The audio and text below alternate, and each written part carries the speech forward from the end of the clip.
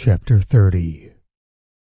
Although there was no escape from the heat, and the mosquitoes swarmed in the cool shadow of the wagons, and her brother, tossing about beside her, kept pushing her, my uncle, having drawn her kerchief over her head, was just falling asleep, when suddenly their neighbor Utstenska came running towards her, and diving under the wagon, lay down beside her. "Sleep, girls, sleep," said Utstenska, making herself comfortable under the wagon. "Wait a bit," she exclaimed. "This won't do." She jumped up, plucked some green branches, and stuck them through the wheels on both sides of the wagon, and hung her beshmet over them. "Let me in," she shouted to the little boy, as she again crept under the wagon. "Is this a place for a Cossack? With the girls? Go away." When alone under the wagon with her friend, Utstenska suddenly put both her arms around her, and clinging close to her, began kissing her on the neck and cheeks. "Darling sweetheart," she kept repeating, between bursts of shrill, clear laughter. "Why, you've learnt it from Grandad," said Myonka, struggling. "Stop it." And they both broke into such peals of laughter that my uncle's mother shouted to them to be quiet. "Are you jealous?" asked Utstenska in a whisper. "What a humbug! Let me sleep. What have you come for?" But Utstenska kept on. "I say, but I wanted to tell you such a thing." My uncle raised herself on her elbow and arranged the kerchief which had slipped off. "Well, what is it?" "I know something about your lodger." "There is nothing to know," said my uncle. "Oh, you rogue of a girl," said Utstenska, nudging with her elbows and laughing. "Won't tell anything. Does he come to you?" "He does." "What of that?" said my uncle with a sudden blush. "Now I'm a simple lass. I tell everybody. Why should I pretend?"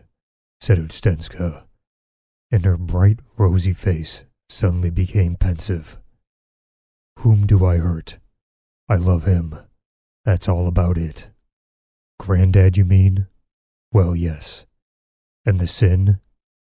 "Ah, my uncle, when is one to have a good time if not while one is still free?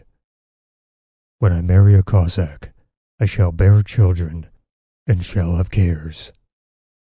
There now. When you get married to Lukashka, not even a thought of joy will enter your head. Children will come, and work." "Well, some who are married live happily. It makes no difference," my uncle replied quietly. "Do tell me just this once, what has passed between you and Lukashka?" "What has passed?" "A match was proposed. Father put it off for a year. But now it's been settled, and they'll marry us in autumn." "But what did he say to you?" My uncle smiled. "What should he say? He said he loves me. He kept asking me to come to the vineyards with him. Just see what a pitch. But you didn't go, did you? And what a daredevil he has become. The first among the braves. He makes merry out there, in the army too. The other day, our Kirka came home. He says what a horse Lukashka got in the exchange. But all the same, I expect he frets over you. And what else did he say?"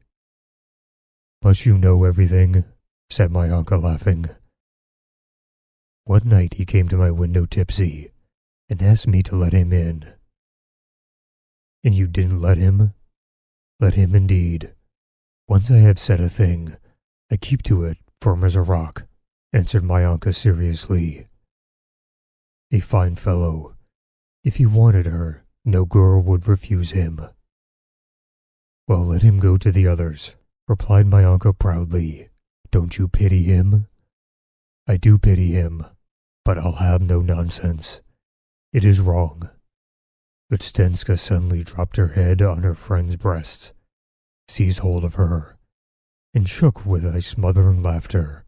"You silly fool," she exclaimed, quite out of breath. "You don't want to be happy?" And she began tickling my Anka. "Oh, leave off," said my Anka, screaming and laughing. "You've crushed Lazutka.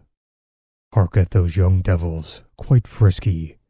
Not tired yet," came the old woman's sleepy voice from the wagon. "Don't want happiness," repeated Ustenska in a whisper insistently. "But you're lucky that you are. How they love you.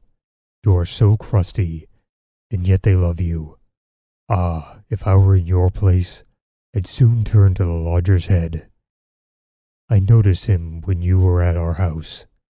He was ready to eat you with his eyes. What things Grandad has given me. And yours, they say, is the richest of the Russians. His orderly says they have serfs of their own." Mayanka raised herself, and after thinking a moment, smiled. "Do you know what he once told me, the lodger I mean?" she said, biting a bit of grass. "He said, I'd like to be Lukashka the Cossack, or your brother Lazutka. What do you think he meant?" "Oh, just chattering what comes into his head," answered Ustenska. "What does mine not say? Just as if he were possessed." Mayanka dropped her hand onto her folded beshmet, threw her arm over Ustenska's shoulder, and shut her eyes. "He wanted to come and work in the vineyard today. Father invited him," she said, and after a short silence, she fell asleep.